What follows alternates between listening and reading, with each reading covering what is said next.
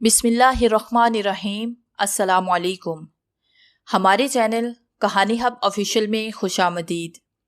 नाजरीन, मैं आज आपके लिए इंतहाई खौफनाक और दिलचस्प कहानी लेकर आई हूँ, लेकिन कहानी शुरू करने से पहले आपसे गुजारिश है कि अगर आपने हमारा चैनल सब्सक्राइब नहीं किया तो आप हमारे इस चैनल को सब्सक्राइब कर लीजिए और बेल आइकन को भी प्रेस कर लें ताकि हर नई आने वाली वीडियो बआसानी आप तक पहुँच सके।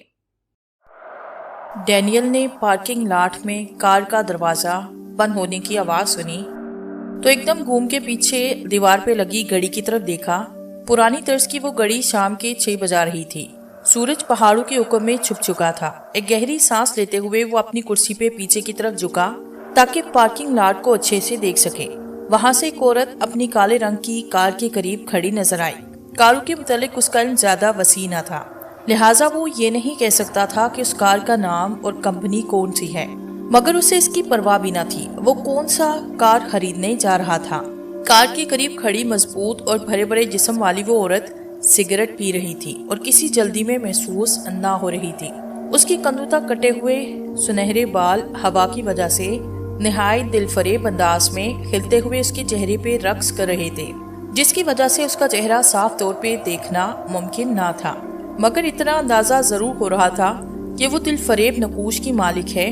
उसके खड़े होने का अंदाज ऐसा था कि अगर उसने लेदर की जैकेट और पतलून पहनी होती तो किसी घटिया दर्जे की एक्शन फिल्मों के हीरोइन नजर आती।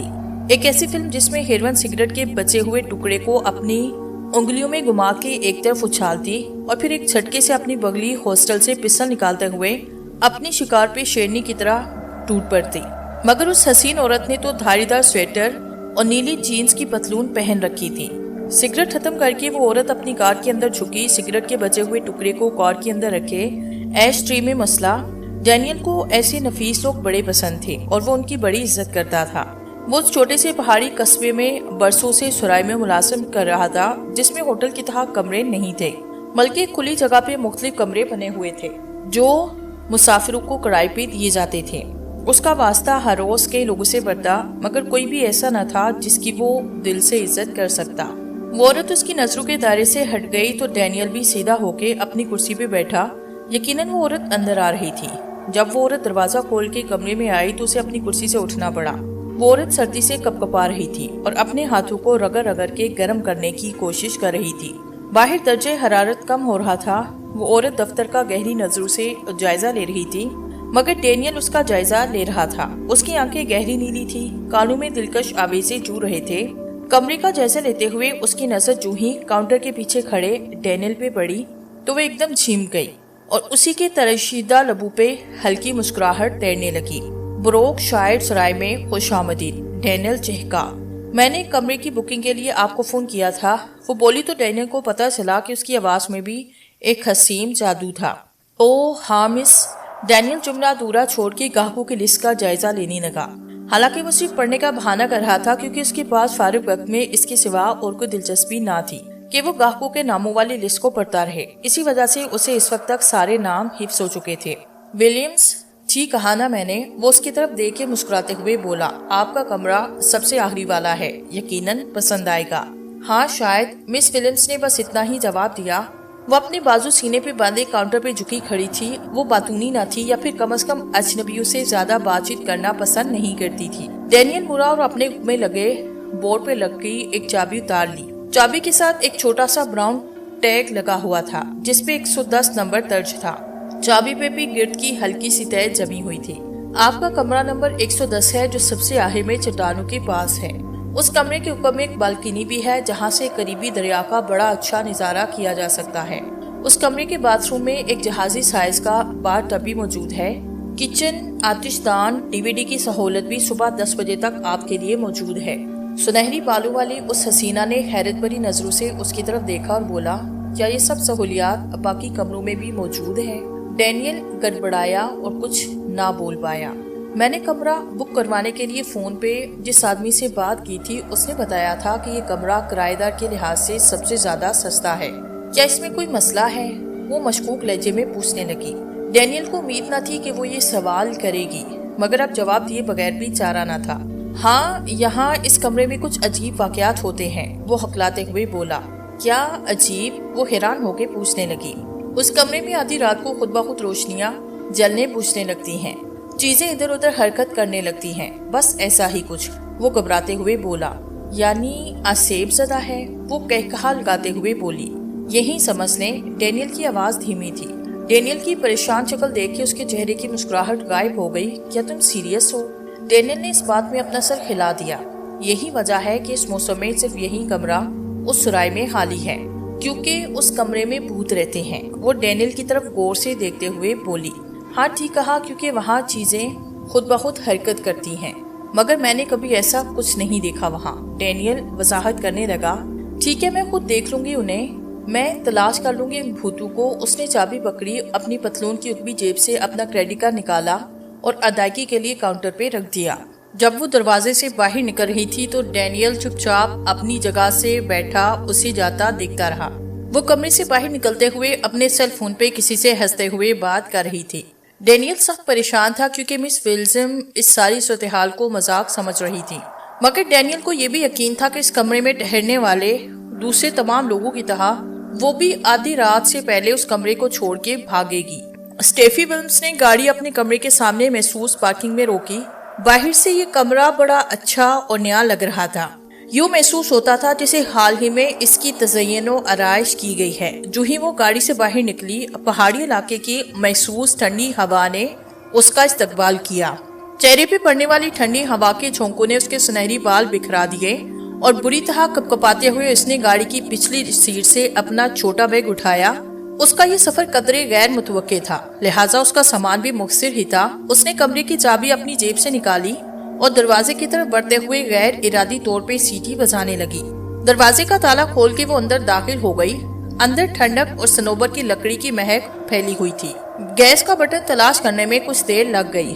اس دوران اسے اندازہ ہو گیا کہ عقبی سمت کھلنے والی کھڑکیوں میں سے ایک کھلی ہوئی تھی اور اسی کی وجہ سے کمرے میں ٹھنڈی ہوا داخل ہو رہی تھی۔ اس نے کھڑکی کو بند کیا اور کمرے کا جائزہ لینے لگی۔ یوں محسوس ہو رہا تھا جیسے یہ کمرہ زیادہ استعمال نہ ہوا تھا اور بالکل نیا نظر آ رہا تھا۔ بیڈ کے سرہانے دونوں طرف نئے لیمپ پڑے ہوئے تھے۔ کچن میں لگے نل بھی نئے اور اسی کمپنی کے تھے جس کا اشتہار آج کل ٹی وی پہ دکھایا جا رہا تھا۔ سنگ مرمر کے شیلف اور فرش پہ لگی ٹائلیں، باتھ روم کا جہازی سائز کا باتھ ٹب، سب پہ گرد کی تہیں جمی تھی۔ ایسے محسوس ہو رہا تھا جیسے انہیں کبھی استعمال نہ کیا گیا ہو۔ باتھ ٹب کو دیکھ کے اس کے دل میں عجیب سی خوشی کا تاثر ابھرا۔ سارے دن کی لمبی ڈرائیونگ کے بعد وہ پوری طرح سے تھک چکی تھی۔ اس ٹب کو دیکھ کے اس کے دل میں غسل کی خواہش شدت سے سر ابھارنے لگی۔ اسٹیفنی اس وقت دوسرے کاموں میں مشغول تھی جب اسے اچانک دفتر کی طرف سے اس لمبے سفر پہ روانہ ہونے کا حکم ملا، لہٰذا اسے تیاری کا کچھ زیادہ وقت نہ مل سکا اور نہ ہی وہ اپنی سب مطلوبہ چیزیں اپنے ساتھ لے سکی۔ اس لیے اب وہ اپنی کار لے کے قصبے کی طرف چلی گئی اور جب لوٹی تو اس کے ہاتھ میں اشیاء، خورد نوش کا سامان اور بیئر کے ڈبے تھے۔ وہ سیٹی پہ ایک بے معنی سی تن بجا رہی تھی۔ جیب سے بیرونی قفل کی چابی نکال کے اسے تالے میں گھمایا، مگر ایک دم رہ گئی۔ اسے یوں محسوس ہوا کہ اندر سے کچھ آوازیں سنائی دے رہی ہیں۔ وہ کچھ دیر رکی رہی اور سننے کی کوشش کرتی رہی۔ کئی بار اس نے سوچا کہ وہ واپس سرائے کے دفتر میں جائے اور ڈینیل کو وہاں سے بلا کے یہاں لے آئے تاکہ وہ اس کے لیے کسی اور کمرے کا بندوبست کر سکے، مگر پھر یہ سوچ کے رک گئی کہ ایسے تو وہ سمجھے گا کہ وہ بھوتوں سے ڈر گئی، حالانکہ یہ سچ نہ تھا۔ پھر ایک فیصلہ کر کے اس نے دروازے کا تالا کھولا اور اندر داخل ہو گئی۔ اسے امید تھی کہ فرنیچر اپنی جگہ سے ادھر ادھر ہٹا ہوا ہوگا، کچھ چیزیں چھت سے چپکی ہوں گی، کچھ الٹی پڑی ہوں گی، جیسے اس نے ہارر فلم میں دیکھا تھا جس کا نام اب اسے یاد نہ رہا تھا، مگر یہ حقیقی دنیا تھی، یہاں ایسا کچھ نہیں ہو سکتا تھا۔ یہ دیکھ کے اس نے اللہ کا شکر ادا کیا کہ ہر چیز اپنی جگہ اسی طرح موجود تھی جیسے وہ چھوڑ کر گئی تھی۔ اس نے فوراً ہی سارے کمرے کی تلاشی لی، کھڑکیاں کھول کے دیکھی، باتھ روم کا جائزہ لیا اور پھر تقریباً مطمئن ہو گئی، مگر اسی وقت اسے خوف کی ایک ٹھنڈی لہر اپنی ریڑھ کی ہڈی میں دوڑتی محسوس ہوئی اور اس کی گردن کے روئیں کھڑے ہو گئیں۔ جب اس نے مڑ کے دیکھا تو اسے عقبی کھڑکی کھلی نظر آئی، حالانکہ وہ اسے اچھے سے بند کر کے گئی تھی۔ خوف اس کے مساموں سے پھوٹ رہا تھا۔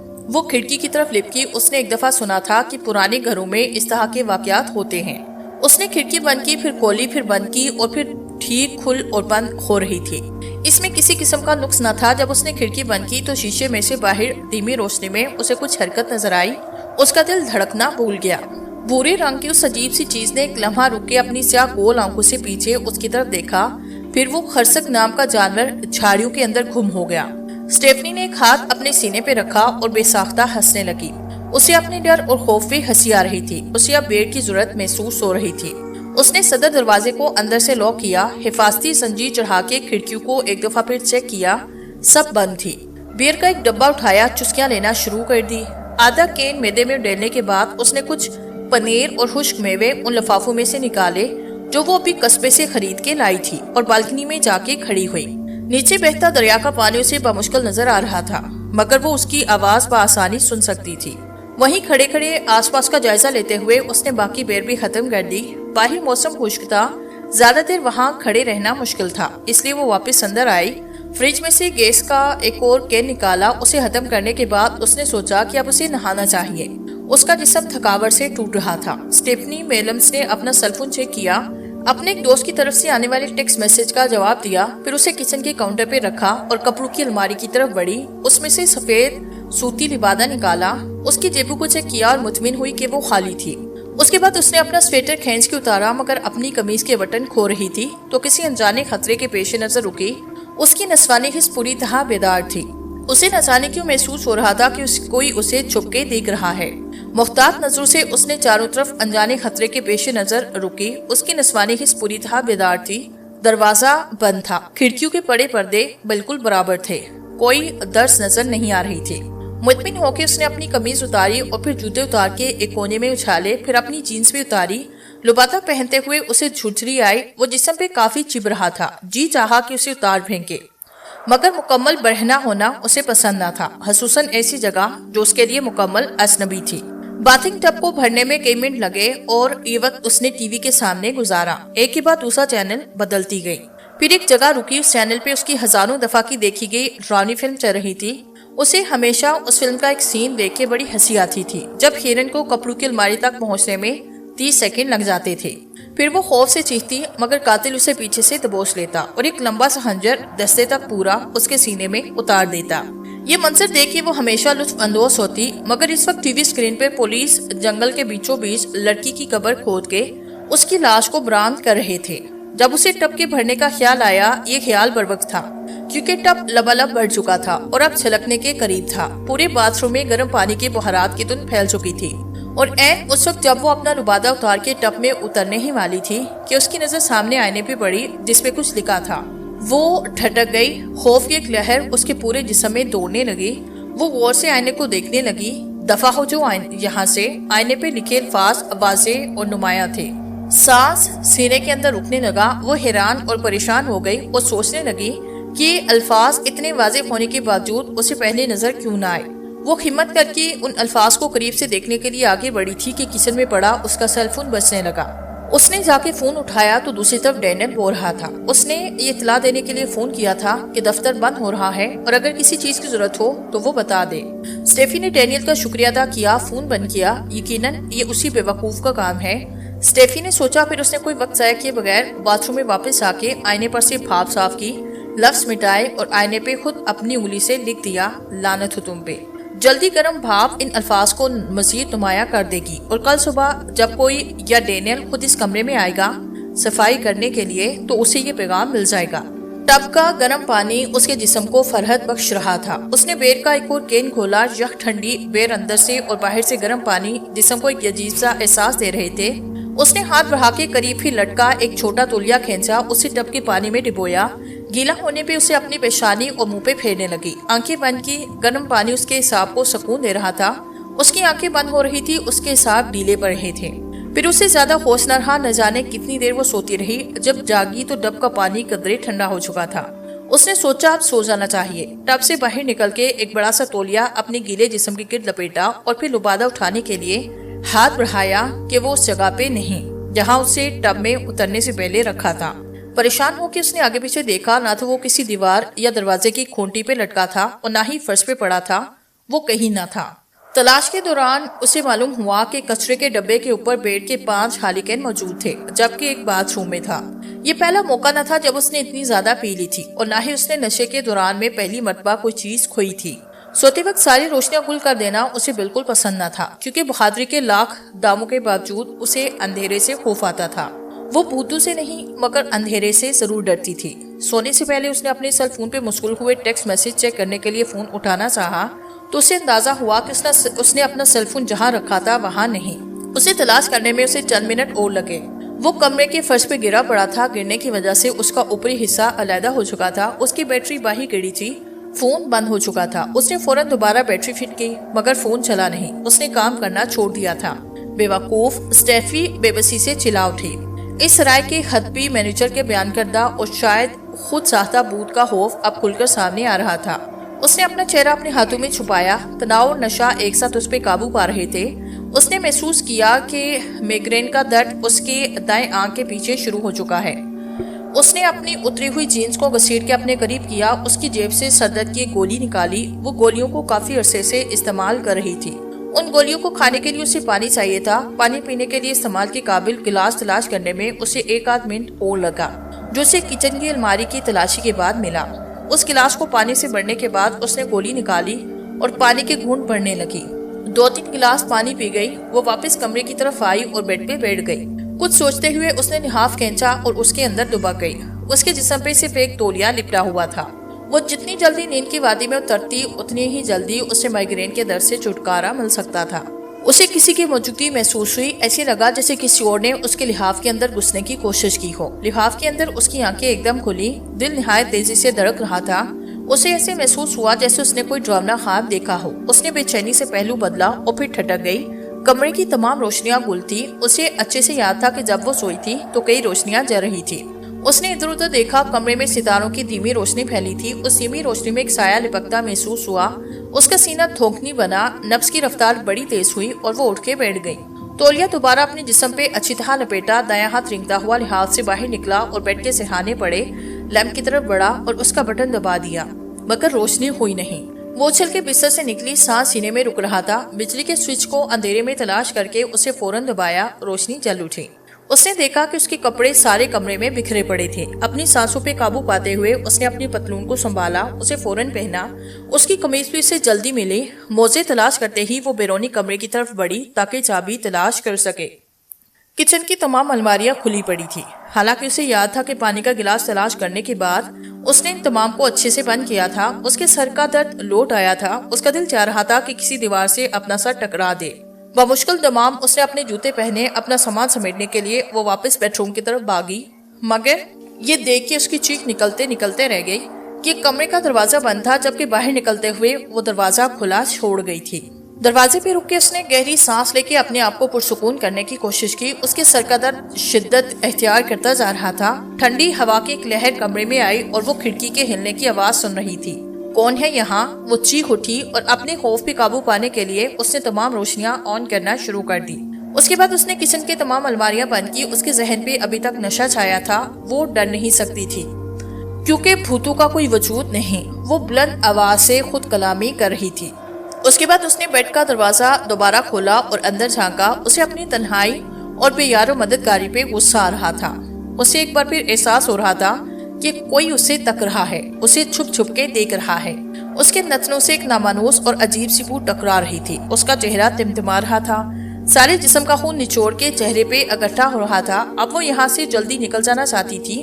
کوئی اسے چھو نہیں سکتا تھا، اسے ہلا نہیں سکتا تھا۔ وہ سمارٹ اور ذہین تھی اور عقل مندی کا تقاضا یہی تھا کہ اس غیر فطری خوف سے نجات حاصل کرنے کے لیے یہاں سے نکل جائے۔ ممکن ہے وہ سب اس کا وہم ہو، مگر اب گیلے پتوں اور گیلی مٹی کی اس عجیب سی بو سے اس کا سانس رکنے لگا تھا۔ بھوت ایک مختلف چیز ہے اور مدفن کمرہ ایک علیحدہ۔ وہ جانے کے لیے تیار ہو گئی، اپنی چیزیں اکٹھی کرنا شروع کر دی۔ کمرے میں پھیلی بو اب شدت اختیار کر گئی تھی۔ اسے سگریٹ کی طلب محسوس ہو رہی تھی۔ جب وہ اپنی چیزیں سمیٹ رہی تھی تو اس کا سگریٹ کا پیکٹ ہاتھ سے چھوٹ کے نیچے گرا اور اچھل کے بیڈ کے نیچے چلا گیا۔ پیکٹ نکالنے کے لیے اس نے چادر کا کنارہ ہٹا کے نیچے دیکھا، مگر سگریٹ کا پیکٹ بیڈ کے نیچے دور چلا گیا تھا۔ ایک گہری سانس لیتے ہوئے وہ گھٹنوں کے بل بیٹھی اور بیڈ کے نیچے ہاتھ پھیرا۔ کسی نے ایک دم اس کی کلائی کو تھاما اور بیڈ کے نیچے اپنی طرف کھینچا۔ اس کا چہرہ بری طرح بیڈ کے ساتھ ٹکرایا۔ اسے ایسے لگا جیسے اس کے دانت ٹوٹ جائیں گے۔ یہ سب اتنا تیزی سے ہوا کہ وہ چلا نہ سکی۔ وہ اپنے پہلو کے بل فرش پہ گری اور وہ اسے سینے کے بل بیڈ کے نیچے لیٹا ہوا نظر آیا۔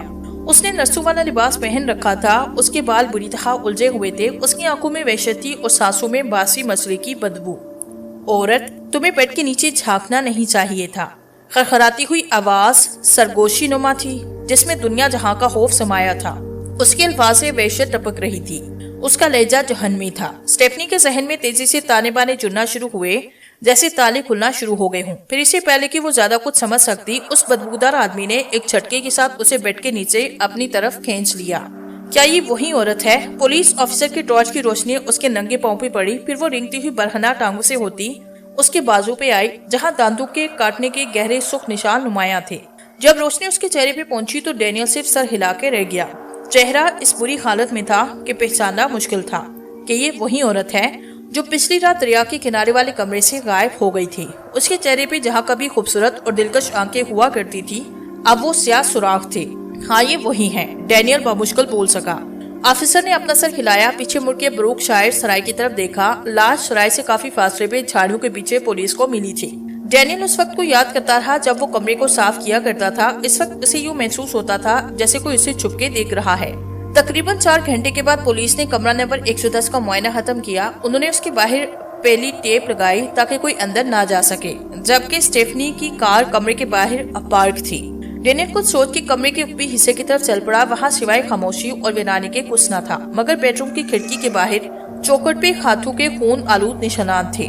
وہ واپس دفتر جانے کے لیے مڑا تو اسے اپنی گردن کے پیچھے ٹھنڈی ہوا کا جھونکا محسوس ہوا۔ وہ فوراً مڑا اور اپنی آنکھیں چھپکانے لگا۔ اس کی نظر سیدھی کھڑکیوں کی طرف اٹھی جہاں صرف ایک لمحے کے لیے وہ اسے نظر آئی۔ اس کی آنکھوں کی جگہ خالی گڑھے تھے جسے لہو بہہ رہا تھا۔ اس کا منہ چیخنے کے لیے کھلا ہوا تھا، مگر کھڑکی کی بند شیشوں کے پیچھے سے آواز سنائی نہیں دے رہی تھی۔ ڈینیل کی مٹھیاں بھیج گئی۔ اس نے گھبرا کے آگے پیچھے دیکھا، آس پاس کچھ نہ تھا۔ غیر ارادی طور پہ اس نے دوبارہ کھڑکی کی طرف دیکھا، مگر اب وہ خالی تھی، وہاں کچھ نہ تھا، اور وہ سوچنے لگا کیا یہ اس کا وہم تھا؟